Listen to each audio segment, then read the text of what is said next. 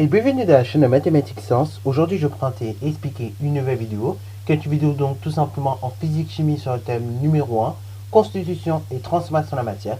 Et dans cette vidéo de physique-chimie, nous allons notamment parler ici de la formation d'entités plus stables. Ok.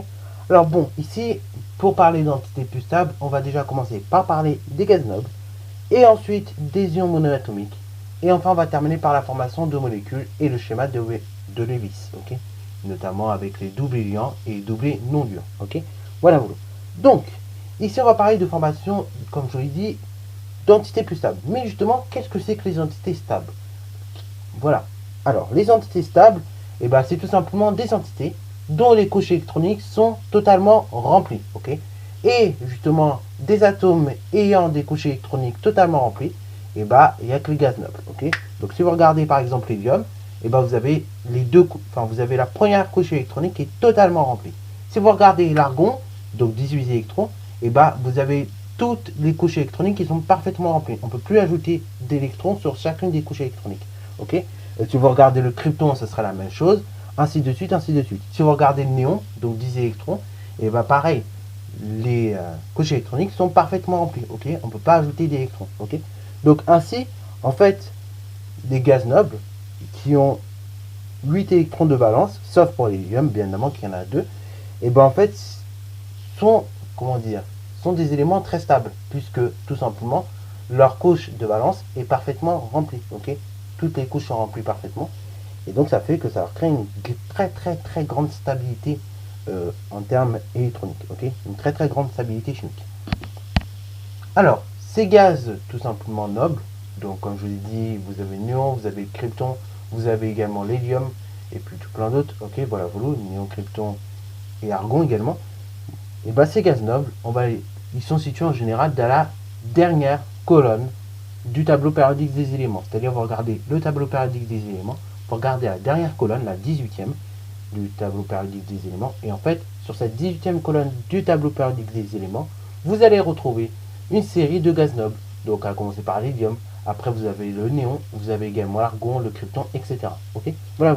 Et ces gaz nobles, comme je l'ai dit tout à l'heure, c'est eux qui ont la plus grande stabilité chimique, puisque étant donné que leur dernière couche de valence, elle est complètement remplie. Ok, on ne peut pas ajouter plus d'électrons. Ok, et justement, de là, du fait que justement on ait ces éléments-là qui soient totalement tranquilles, ok, qui est une très grande stabilité chimique, vous allez avoir certains atomes qui vont avoir tendance à perdre ou à gagner des électrons. Ok, donc là, du fait qu'on ait des gaz nobles qui soient assez proches de certains atomes, il va y avoir création de ions monoatomiques.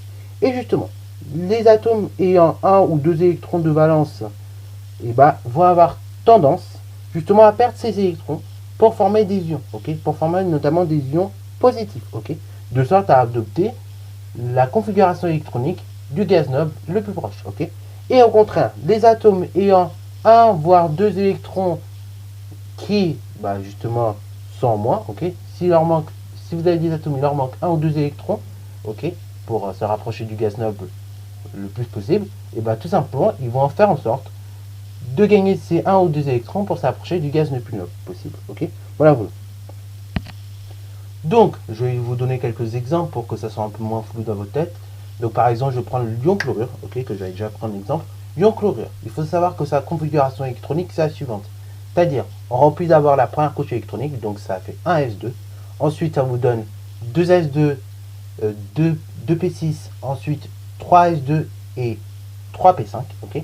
Donc là, vous voyez que sur la troisième couche électronique, il leur manque un électron. Okay, il manque un électron, de sorte à vous doter la configuration électronique du gaz rare qui est du plus proche, ok, du gaz noble le plus proche.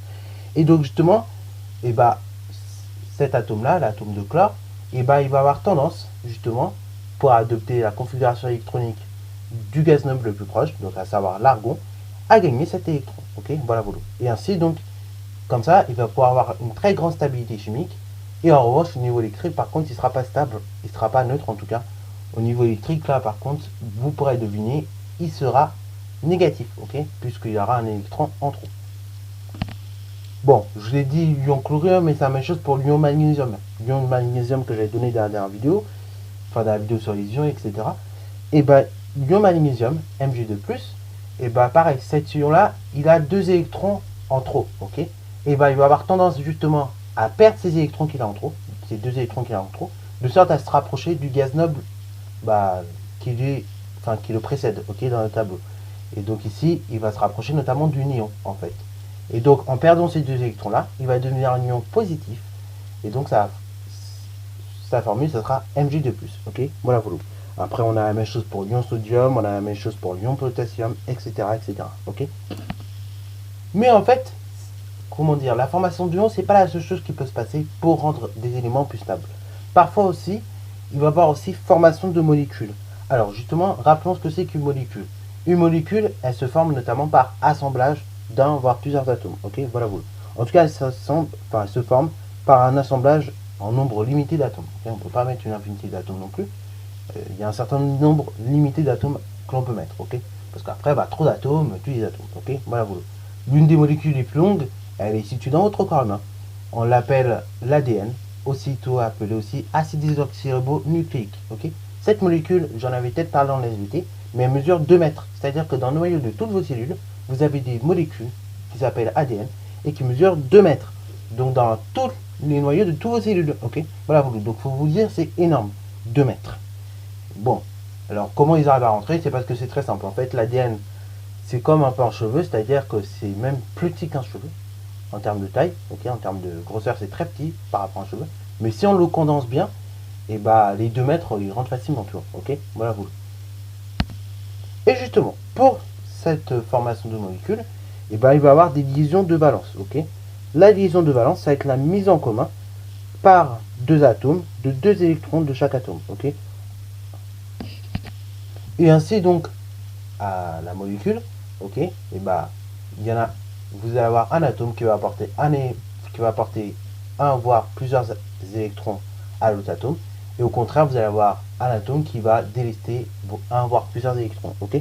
En fait ça va un peu compléter les choses, ok, et ça va conférer une stabilité bah, en termes, comment dire, en termes d'éléments chimiques, ok, une stabilité chimique. Alors du coup, cette liaison là, c'est ce qu'on appelle un double liant, ok, voilà vos deux. Et vous avez un exemple, par exemple ici avec la molécule tout simplement d'H2O, ok, bah, la molécule d'H2O pour se former, et bah tout simplement, vous allez avoir une mise en commun avec les atomes d'hydrogène, ok, à un atome d'oxygène, ok. Et ce schéma pardon, de Lewis permet de bien emprunter ces choses-là, ok. Ce schéma de Lewis va pouvoir vous indiquer notamment les doublés liants ou bien les doublés non liants, ok. Voilà, voilà. Donc les doublés liants entre les atomes, ok. Voilà, voilà. Et les doublés non liants sur les atomes, ok. Voilà, voilà. Donc là on peut voir qu'il y a des doublés liants entre l'atome d'hydrogène et d'oxygène de part et d'autre, mais en revanche on a des doublés non liants sur l'atome d'oxygène, ok. Voilà, voilà. Voilà, voilà, donc sur ce, ça fin sa vidéo, j'espère qu'elle t'a plu. Si elle t'a plu, n'hésite pas à la liker, commenter et bon instant en mathématiques.